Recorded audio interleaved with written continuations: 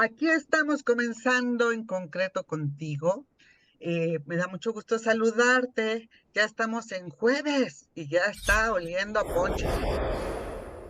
En concreto contigo, yo soy Mariel Zúñiga. Todo el equipo te presenta grandes líderes que nos ayudan justo a brindarte las mejores recomendaciones y que tú tomes las mejores decisiones. Y así estamos, por ejemplo, hoy, ¿verdad? Con los líderes de la industria, en concreto multimedia, nos reinventamos para ti. Hoy tenemos a un gran analista, justo un experto en todo este tema de la industria inmobiliaria y también en particular de la vivienda. Y me da mucho gusto presentar a mi estimado Samuel Vázquez Herrera, que es el economista principal de BBVA México. Samuel, un gusto saludarte. ¿Cómo te va? Muy bien, buena tarde. Un saludo, Mariela, a ti y a tu auditorio. Muchas gracias por invitarme. Gracias, gracias por aceptar nuestra convocatoria, la invitación para conocer el panorama de la industria en general. Samuel, ¿cómo puedes decir que ya, ¿no?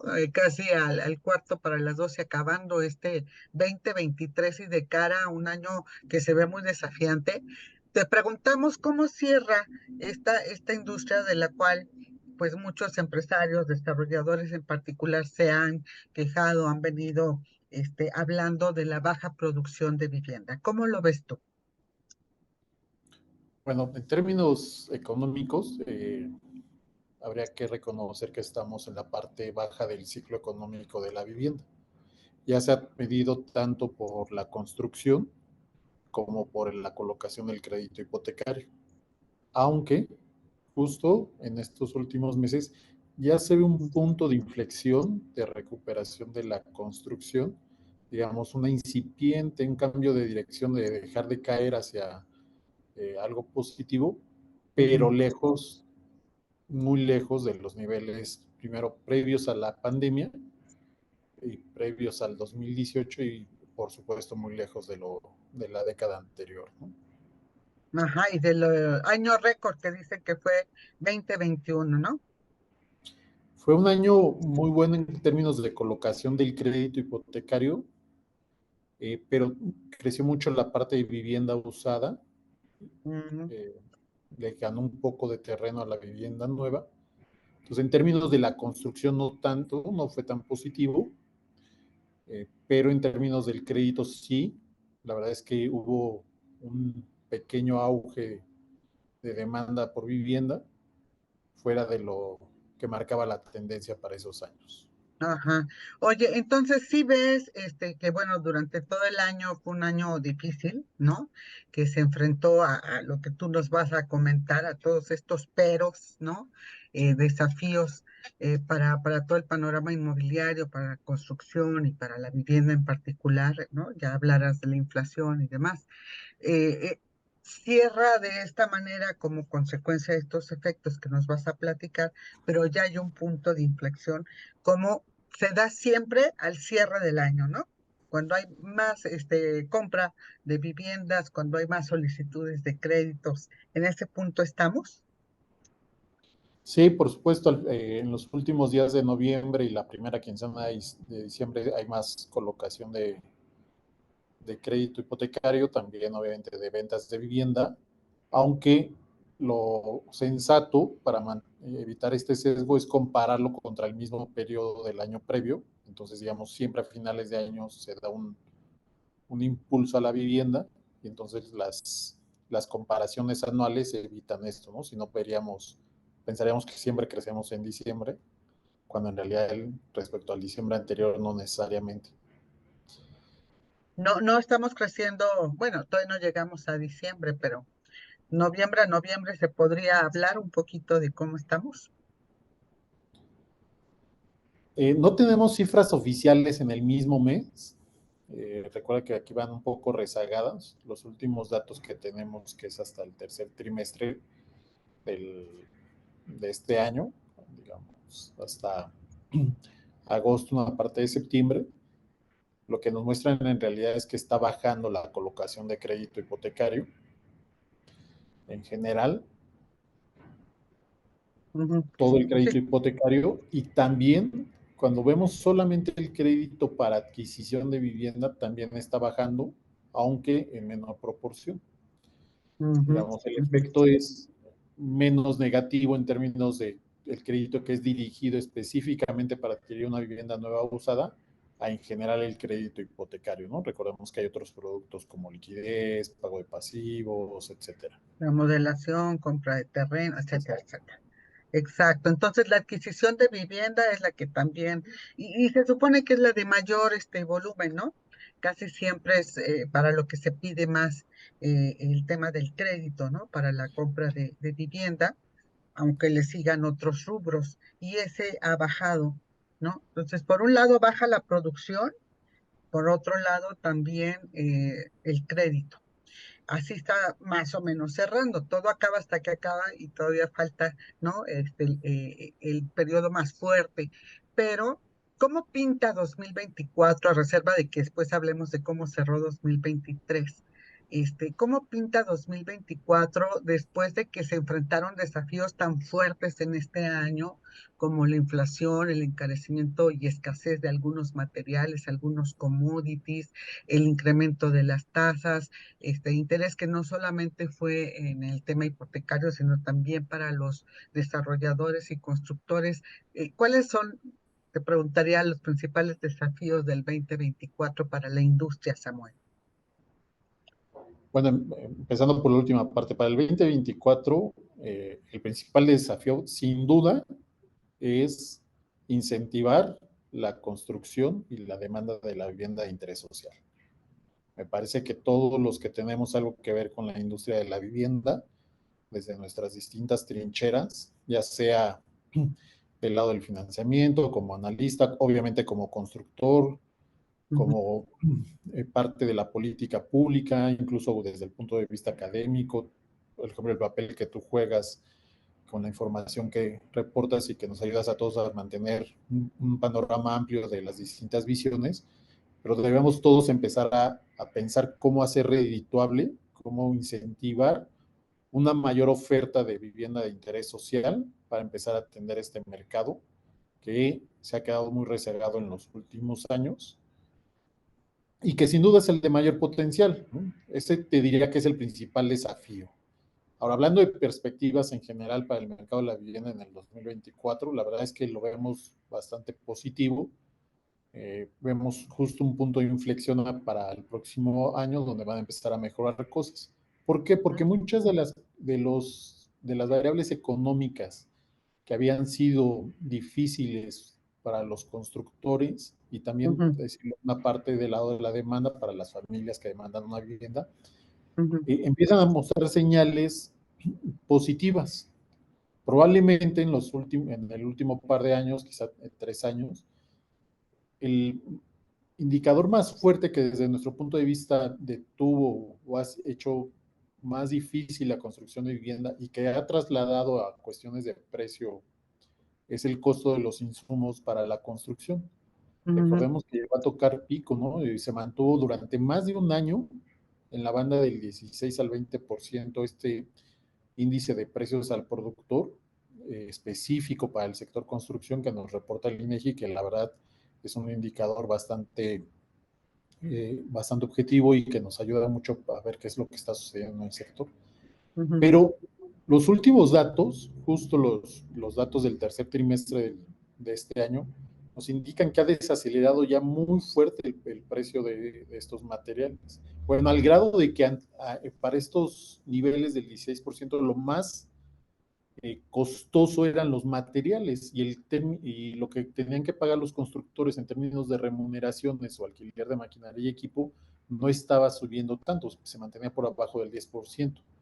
Bueno, hoy día, ¿no? O mejor dicho, hoy día con los datos del tercer trimestre del 2023 del INEGI, el costo de los materiales está desacelerando significativamente. Enfatizaría esto, que no es que estén bajando de precio, pero el ritmo de apreciación ya es mucho más lento, es menor al 5%, al grado de que las remuneraciones ya son más costosas.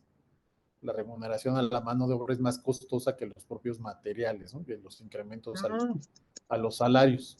Ujú, Pero ujú, bueno, esto es una señal positiva por dos lados. Uno, porque hace menos costosa la construcción y con esto nosotros estimamos que va a haber un impulso, un incentivo a construir más. Y dos, ujú.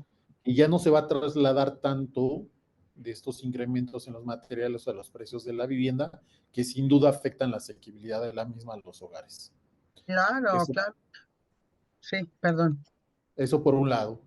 Otro de los indicadores que también estamos viendo es que conforme empiece a relajarse la política monetaria, porque ya vemos que la inflación se empieza a controlar, habría que reconocer, y esto lo ha dicho claramente el Banco de México, que va a ser muy gradual.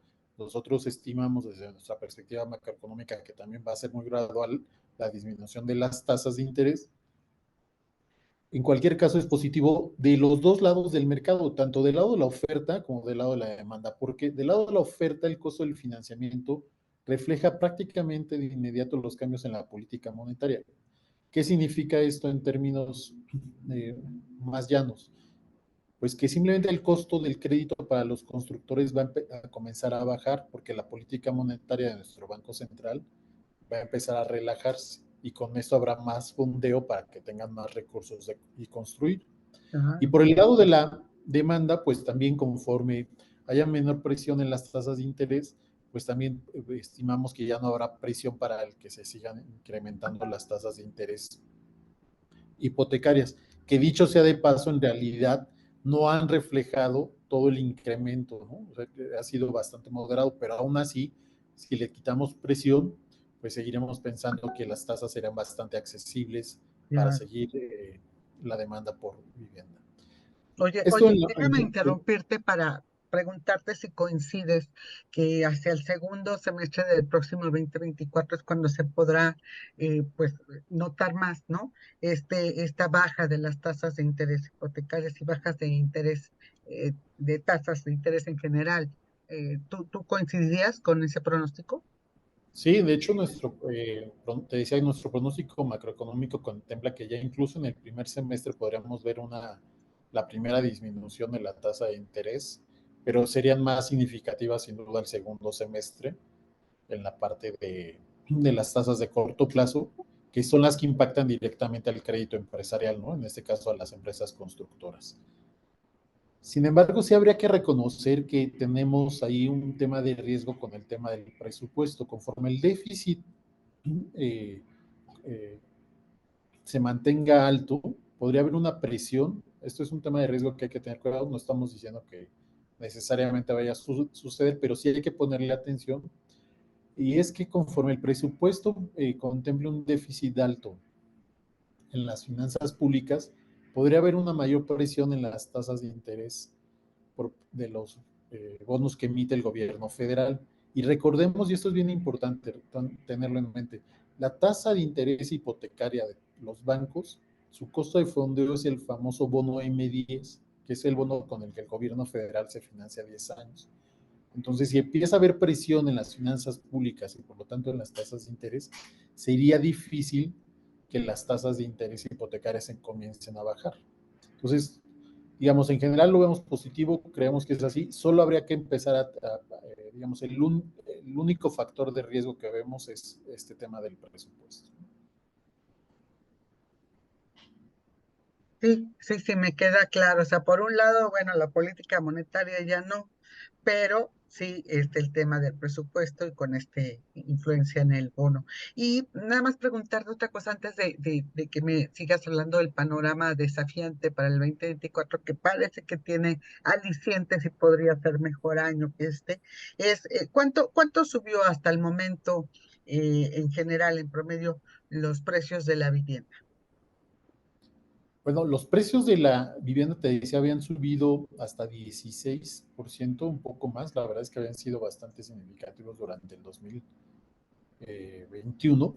Sin embargo, ahorita, fíjate, el último dato que tenemos oficial es 2.2%, ¿no? O sea, en realidad, este índice ha bajado bastante, está muy por debajo, después de más que duplicar la inflación general que vimos del lado del consumidor, Ujú. hoy está casi 4 veces por abajo, ¿no? Del nivel de la inflación general. Esto es, insistiría, ¿no? Estoy hablando del índice general, que está muy influenciado por los materiales de construcción, aunque las remuneraciones empiezan ya a acelerar, están por arriba del 8%. Sin embargo, el fuerte del costo sigue siendo los materiales de construcción. Pero bueno, se suma el tema de el incremento que ya había, más lo que se sigue acumulando, ¿no? Qué bueno que ya no sube tanto y ojalá ya no sigan subiendo, pero este año uno de los problemas fue ese desperfilamiento, ¿verdad, Samuel? De cómo subieron los precios, los salarios no tanto, y entonces los créditos también, y hubo ya mucha gente que pues ya se desperfiló, ya no alcanzó para comprar la casa que antes había visto en 10 pesos, pues ahora la vio en 11, ¿no? Y ya no le alcanzó, ¿no? Y eso con todos, no nada más con la banca, con el Infonavit, con Fobiste, con todos. A ver qué pasa con este tema el próximo año para que ya califiquen más, ¿no? Muchos derechohabientes y muchos solicitantes del crédito. Aunque no es un tema de las instituciones de crédito, ni públicas ni privadas, es un tema de que simplemente el precio de la vivienda ha superado por mucho el incremento de los ingresos de las familias. Y sí, antes, cuando esto sucedía y cuando era, digamos, relativamente moderado, ¿no? La distancia no era tanto, eso lo compensaba el acceso al crédito, insisto, tanto público como privado, tanto del Infonavit, de Fobiste como de la banca. No obstante, precisamente por el fuerte incremento del precio de la vivienda que hemos visto en los últimos trimestres, mucho de esto basado en los altos costos de producción, la distancia, ¿no?, entre el costo de la vivienda y los ingresos de las familias ha aumentado tanto que incluso con estos créditos con tasas tan bajas, pues no alcanzan a compensar. Y efectivamente sucedió lo que tú dijiste, ¿no? El desperfilamiento, ¿no? Por ejemplo, pues en el margen, como nos gusta hablar a los economistas, ¿no? De las familias que aspiraban a una vivienda residencial, pues tendrían que bajar sus aspiraciones a una vivienda media y así sucesivamente, ¿no? Por el alto costo mientras tus ingresos no lo daban.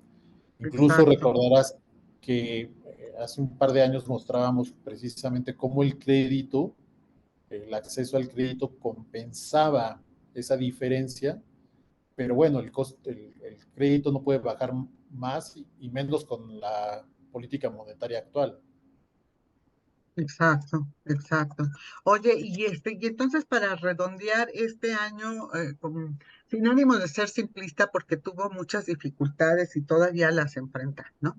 Pero digamos que fue un año difícil, que registró todos estos factores que ya comentas, ¿no? La inflación, el incremento de los precios materiales de construcción, el aumento de las tasas de interés, el incremento en los precios de la vivienda, etcétera. Pero, ¿cómo lo calificas a este 2023 para que ahora me hables más del 2024? De hecho, justo lo que presentamos en nuestro último informe es que el 2023 sin duda presenta tasas negativas, por ejemplo, en colocación del crédito, pero no es un mal año en realidad. Lo que pasa es que lo comparamos contra un 2022 y un 2021 que fueron extraordinarios en la Claro. colocación de crédito. De hecho, en realidad, en términos del monto, esto apunta a que se van a colocar más de 150,000 millones de pesos nuevamente de crédito en términos constantes, ¿no? Una vez descontado el efecto de los precios de la vivienda, que eh, pues es un monto bastante significativo. Lo que sucede, y justo es lo que analizamos en esta ocasión, es, es que durante 21 y 22 se colocó más crédito del que se esperaba. Y recordemos en ese entonces, y lo discutimos, recordarás, Mariel, eh, se vio a la vivienda como un activo refugio ante las condiciones por las que estábamos pasando, ¿no? De la pandemia, que ya empezaba también a terminar la pandemia en el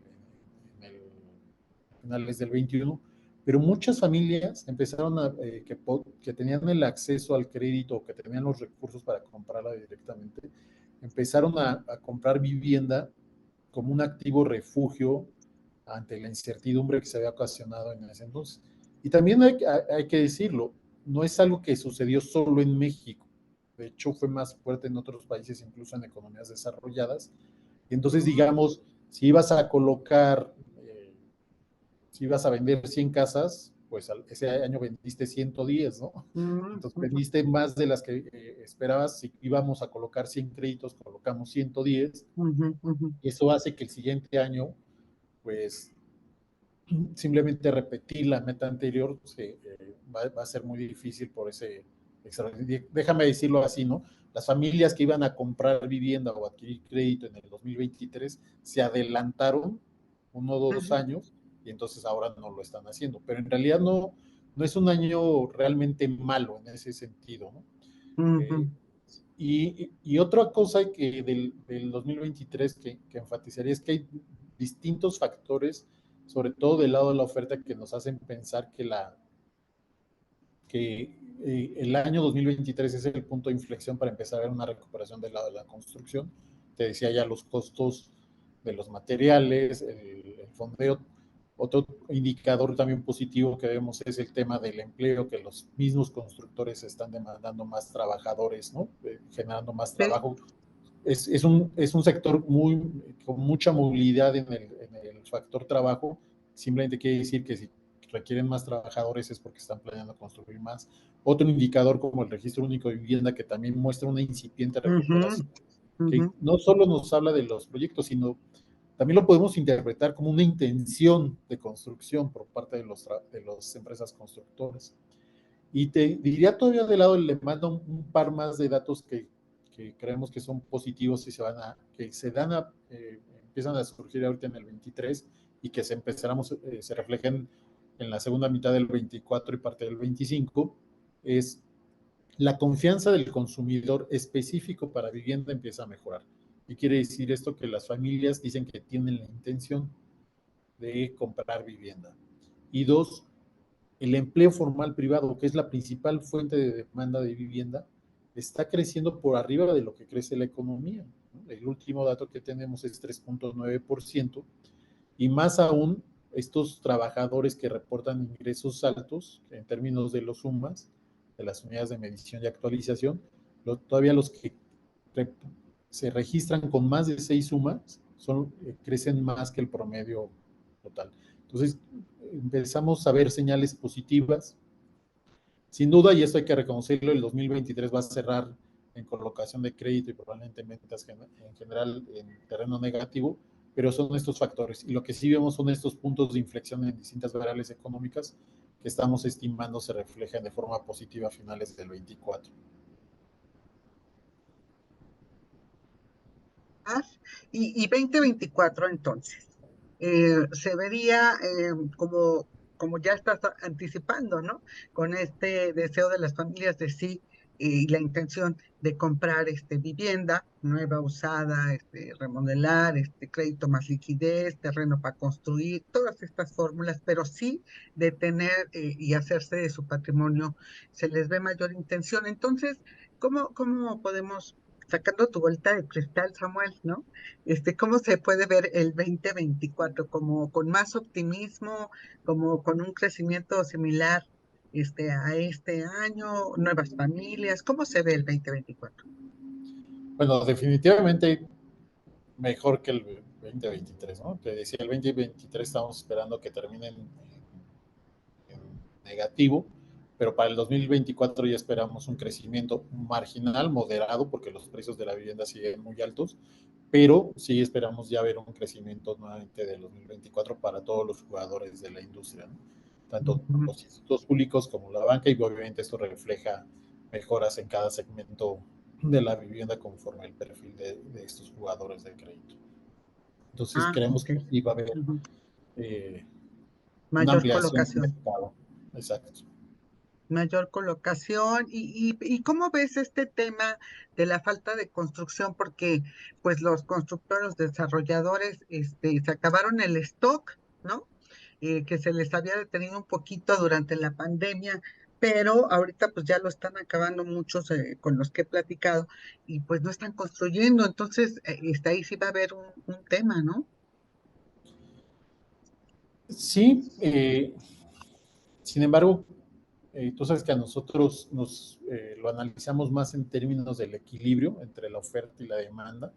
Entonces, me parece que incluso esta es una de las lecciones que el mercado de vivienda mexicano ha aprendido en estos largos años de modernización que tiene a partir del inicio del milenio. Y es que me parece que la oferta lee mejor cada vez a la demanda. Entonces, eh, sí vemos una mayor sincronización entre oferta y demanda. En la única parte que creemos que hay un desfase es en la parte justo de interés social, donde Mm, creemos que la oferta debería de ser mayor. Nos parece que la parte de vivienda media y residencial en general está bien, está equilibrado, ¿no? ujú, El número de constructores que se están dedicando a esto y el tamaño de su oferta coincide con la demanda, pero ujú. donde habría una oportunidad significativa es en la vivienda de interés social. Ok, Sin embargo, hay que reconocer que no toda la demanda potencial de la vivienda por interés social se convierte en demanda efectiva, y menos exacto. con los precios actuales. Entonces, por eso decía que el mayor desafío para el 2024 es cómo hacemos que justamente haga un match la demanda por bienes de interés social con la oferta de este segmento de construcción residencial. Porque Claro. también hay que decirlo, ¿no? O sea, olvidémonos ya del subsidio, esto no va a suceder, no hay recursos para esto, no hay intenciones de las autoridades actuales de regresar a este mecanismo. Entonces tenemos que pensar cómo atender esta demanda que ahí está y es una oportunidad para todos, ¿no? Para todos, tanto constructores, financiamiento y sobre todo para los hogares que aspiran a una vivienda de Claro, este. la demanda ahí está, ¿no? Oye, y fíjate que un poco abundando en lo que tú comentas, y tuve una presentación donde comentaron, bueno, la vivienda que existe no, en la oferta, pues no la compran porque lo que demandan, pues es vivienda de menor valor. Entonces hay un desfase en algunos mercados, comentaron, como en el Valle de México, como en Ciudad de México donde los precios, pues sí, siempre se han caracterizado por estar mucho más arriba, ¿no? Pero la demanda no es de ese tipo de departamentos, ¿no? Por decirte lo de más de 13 millones o 5 millones, etcétera, sino es una demanda justo más austera.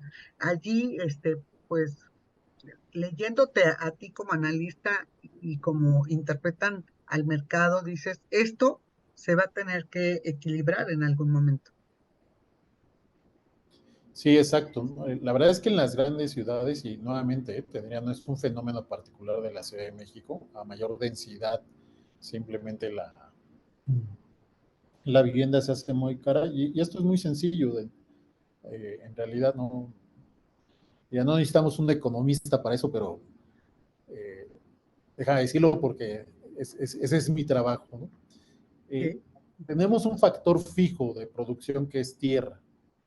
Una ciudad, además, una ciudad como la que hay en la zona metropolitana, donde, digamos, no hay una oferta excesiva de tierra para construir. Entonces, cada vez es más difícil y más costoso construir y eso va a mantener los precios altos. Mientras no haya una política específica de cómo hacer que el acceso a la tierra permita una construcción que a la vez de los niveles para el acceso a todos los tipos de familia, pues esto va a ser muy difícil, ¿no? Nosotros hemos sugerido en distintas ocasiones, por ejemplo, un mecanismo de asignación, como puede ser los bancos de tierra, que ya han mostrado su eficiencia en otras economías. Pero bueno, definitivamente lo que va a suceder es que cada vez va a ser más difícil comprar y vamos a empezar a ver fenómenos muy similares a lo que ha sucedido en otras economías que ya han pasado por esto, ¿no? Simplemente porque son más viejas y es que se van a empezar a hacer más pequeñas las unidades habitacionales, se va a empezar a compartir más, van a empezar a subir más los mecanismos de copropiedad, ¿no? Para poder acceder a estas viviendas cada vez más caras. Pero también Exactamente. hay un fenómeno más amplio y es el tema de la descentralización de la actividad económica. Y fíjate que después de todo México no está haciéndolo tan mal. Se están generando centros de desarrollo económico fuera de las grandes urbes del país, que obviamente son Ciudad de México, Guadalajara, Monterrey. Y por ejemplo, estamos viendo un fuerte impulso en el Bajío, algunas ciudades del norte como es Tijuana, Ciudad Juárez, incluso algunos pueblos que empiezan a desarrollarse como puede ser Chihuahua, Torreón, Aguascalientes, ¿no? San Luis Potosí, eh, incluso también en el sur del país, que claramente Cancún, ¿no? El municipio de Benito Juárez, Yucatán, Mérida en Yucatán, etcétera. Y esto permite que haya una menor tensión sobre las grandes ciudades, porque al final la mayor demanda, y esto lo hemos mostrado en distintas ocasiones, la mayor demanda por vivienda es donde está la actividad económica. Entonces, si tienes actividad económica en estas otras ciudades, la demanda se va a empezar a distribuir en todas estas, otras áreas donde hay una oportunidad económica. O sea, donde hay más actividad, hay mayor demanda, por supuesto, ¿no? Exacto. Ajá. Y Ahora sí, con el nearshoring, que luego hablaremos de ese tema, pues obviamente se va a detonar en donde hay mayor construcción de estos parques y naves industriales, ¿no? claro, ¿no? Y esto ya lo vivimos. Recordemos hace unos años cuando se trasladó parte de la industria manufacturera que se llama en el norte del país, se trasladó al Bajío, fue cuando se desarrollaron estos puntos de vivienda en Guanajuato. Bueno, al grado de que Guanajuato fue escalando posiciones en términos Ujú, de ujú. tanto de colocación de crédito como de venta de vivienda, y de estar en el lugar 9 o 8 de los estados más colocados, hoy día es el sexto, ¿no? O sea, Sí, y lo mismo sí. sabemos con Querétaro, ¿no? Lo mismo lo Ujú, vemos.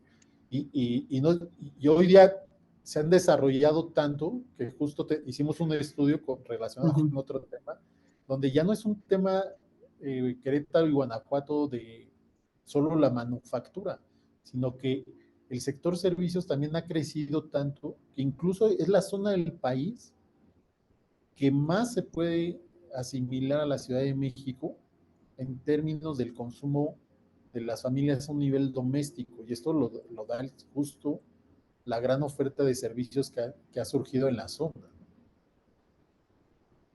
¿Esto dónde? ¿Dónde, Samuel?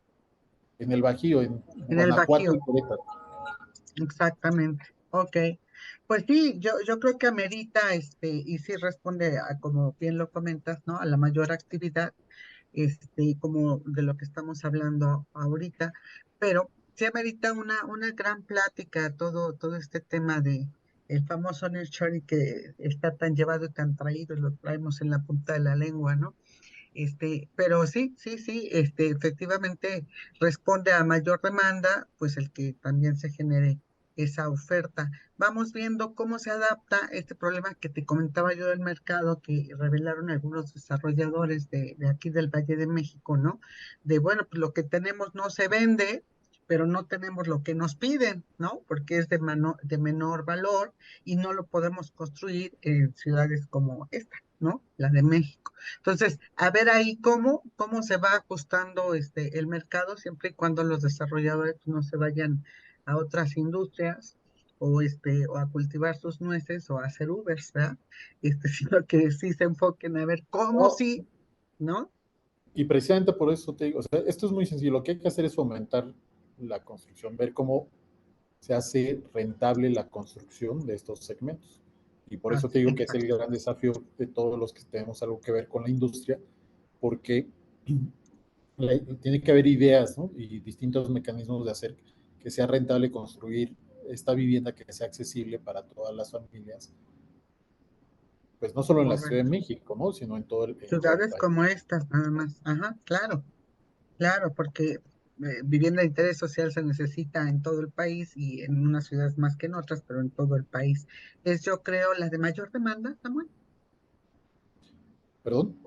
La de mayor demanda, la vivienda de interés social, ¿no? No, por supuesto, ¿no? O sea, ¿Verdad? México es un mercado en donde estamos hablando que el segmento de interés social está rondando el 76-78% de la demanda de todo el país, ¿no? Justo acabamos de estimar cuál es el potencial, insisto, enfatizaría esta ¿verdad? parte de potencial, no demanda efectiva, demanda potencial de vivienda de interés social, y la estamos Ujú. estimando alrededor de 3.2 millones de viviendas. Por supuesto, menciono que no necesariamente es demanda efectiva porque no significa que haya esta cantidad de familias Que para puedan comprar estas pagarla. viviendas, pero aún así fíjate el tamaño, ¿no? Si Sí, pudiéramos no, hacerla no, bueno. accesible, Ujú. Sí, sí, sí. Oye, y estamos hablando de vivienda de interés social de un valor promedio de, depende mucho, fíjate, es curioso, depende mucho de la zona del país, pero el promedio nacional estamos hablando de entre 650,000 a 750,000 pesos. ok, muy bien. Porque sí hay que reconocer esto, ¿eh? Es muy heterogéneo el país. Sí, sí, sí, sí. Sí, sí, no es lo mismo el norte que el sur, ni un estado del norte con el otro, ¿no? Y Ciudad de México es totalmente atípica, ¿no? No, y los Este, constructores nos lo dirán, no es lo mismo construir una vivienda, la misma casa, le digo yo a veces la casa de la Caperucita en la Ciudad de ajá, México que que en en otro, León o claro, En Oaxaca o claro. en Claro, Ramos influye Arizpe. todo, influye el precio de la tierra, influye el precio de los permisos, ¿no? El tiempo de la tramitología, el que les pidan hacer infraestructura de servicios, la carretera, el camino, la iglesia, el parque, también todo eso influye porque al final pues lo cobran y se refleja en el precio final al comprador. Pues sí, Samuel, pues hay que hablar como ya te amenacé y te dije, como todo acaba hasta que acaba, tenemos que hablar cuando acabe, ¿no? Ya más cercano, justo en diciembre, ojalá que nos den oportunidad, un poco de tiempo para platicar contigo y cómo ya, ¿no? Cierra 2023 finalmente, ya con presupuesto autorizado para 2024, ya para poder ver esa vuelta de cristal más clara, ¿no? Del 2024, aunque aquí ya nos has dejado saber justo cuál es el principal desafío y parte de lo que tiene que observarse, ¿no? Para el 2024, para que se eche a andar, se siga impulsando esta industria que ha mostrado ser resiliente, ¿no? Pero la verdad, Samuel, yo tengo que confesarte que en estos años, ¿no? De diversas crisis, esta es la crisis que he visto más severa que le pega a la industria, tanto la vivienda inmobiliaria como de la construcción, porque hubo muchos ingredientes, ¿no? Y ya lo platicaremos más, pero hubo como muchos condimentos en el caldo que al mismo tiempo se juntaron, ¿no? Y yo he visto que en otras ocasiones las crisis, pues sí son, traen dos, tres elementos, a lo mejor algo muy fuerte, ¿no? Una devaluación en algún momento, el efecto tequila, en la subprime, ¿no? Pues sí, sí son crisis importantes, muy severas, ¿no? Pero esta, híjole, después de una pandemia que nadie le sabíamos cómo se manejaba, lo que iba a afectar, y cuando ya la vimos salir, ¡pum! Se suman todos los ingredientes. Creo que esta fue una crisis multifactorial, sui generis, y de la que estamos aprendiendo mucho también para que se muestre esa resiliencia. Pero bueno, si no los tenemos a ustedes, no podemos interpretar todo, así que nos vamos con la finta, ¿no? De, ay, ya no hay nada. No, no, no, sí, sí hay, y gracias a Dios no hay una crisis financiera, ¿no? De pasito no lo hay, no lo ha habido en la pandemia, no lo ha habido, y no se ve que venga. Pero justamente mira, lo que dice Mariel, me parece muy atinado lo que dices. Precisamente esta crisis muestra lo resiliente y la madurez ya de la industria de la vivienda en México. Porque fue una crisis, a diferencia de las que hemos visto antes, que fue de los dos lados. Fue de una crisis del lado de la demanda y una crisis del lado de la oferta. Y aún así, el mercado de vivienda, la verdad es que permanece. Por supuesto que no es perfecta y hay mucho por hacer, hay muchas cosas por innovar, también cosas por corregir, pero hemos sobrevivido como industria mucho de esto. Esta es la más fuerte y es la que probablemente ha tenido un menor efecto negativo. Tuvimos daño de la oferta en costos, incluso se paró la industria, ¿no? Se tuvo que parar de cerrar totalmente la industria de la vivienda, afectación en la demanda, no fue como otras crisis, pero fíjate, ya sobrevivió a la eliminación del subsidio, sobrevivió a la crisis del 2013, la salida de las famosas 3 grandes vivienderas, a la crisis del 2009, que incluso ahorita como te expresaste me hiciste que me acordara del famoso catarrito, que pues ya resultó que Sí, sí, ¿verdad? sí fue un catarrito, ¿no? Sí. Y otro punto que tocas, gracias a la estabilidad también del sistema financiero, porque aún en esta situación y con estas tasas altas, un indicador que nos da mucha certeza de que va a seguir corriendo los flujos de financiamiento hacia el sector es que no se ha deteriorado la cartera. La morosidad en la cartera sigue en niveles muy bajos, pese a Sí. los altos costos y a que algunos constructores efectivamente han estado vendiendo menos, ¿no? ¿Qué Sí, significa esto? Que tenemos, sí, hoy día un mercado más pequeño, pero sólido. muy enfocado, sí. Sí, tienes toda la razón. No, bueno, a mí lo que no me cabe duda es de que tú y yo somos unos apasionados por esta industria y que le podemos seguir aquí y le vamos a seguir, si nos lo permite, en unas 2 semanitas, algo así, ya que estemos en diciembre, para que platiquemos, como te insisto, nos interesa mucho saber finalmente cómo cierra, ¿no? Todo este tema, o no tocamos el tema Infonavit, por ejemplo, pero bueno, fue una de las instituciones que demostró una gran caída en colocación y ya será el tema que lo abordaremos, si nos lo permiten, para dentro de 2 semanas, pero también este punto de inflexión, como comentas, ¿no? Para que cerremos bien este año y comencemos pues el año 2024 con pasos más firmes, rumbo, ¿no? A lo que se necesita en la industria y también que lo sepan pedir a la nueva administración, que esa es otra parte, ¿no? Que lo sepan pedir y que lo sepan escuchar para que se le dé importancia a esta industria que es un enorme motor económico, pero sobre todo de estabilidad social, Samuel. Entonces, pues muy agradecidos siempre contigo, ¿eh? Un gusto verte de esta manera. Nos vamos a ver próximamente también en una conferencia de ustedes, de ahí presencial. Los vamos a saludar y nos vemos. Amenazamos aquí con pedirle a nuestra querida Carmen ahí que en 15 días nos haga caso, nos haga un espacio en la agenda. Pero bueno, por esta ocasión nos despedimos. Un abrazo para ti y un abrazo a todo el equipo. Muchas gracias, Samuel. Gracias, Marail. Un saludo a toda tu audiencia. Gracias por tenernos en cuenta.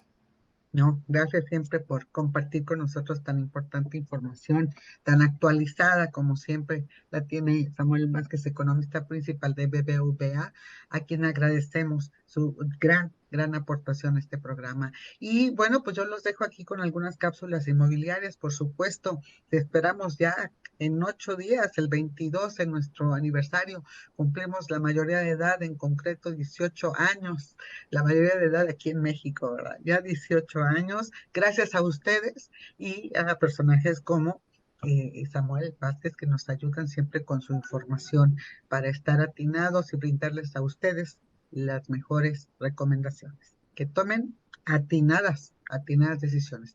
Pásenla muy bien, muy buena tarde. Continúa con En Concreto Contigo a las 13:30 horas. No te lo pierdas.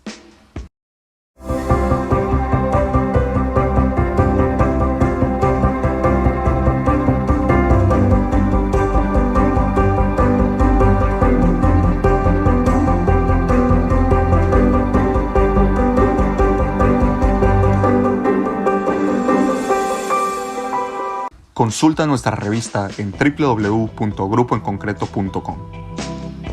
Adquiere nuestro libro, El boom de la vivienda media, el rezago de la vivienda económica, en www.grupoenconcreto.com. Síguenos en nuestras redes sociales, Twitter @enconcreto, Instagram @enconcretomx, Facebook @enconcretog, YouTube @enconcreto radio.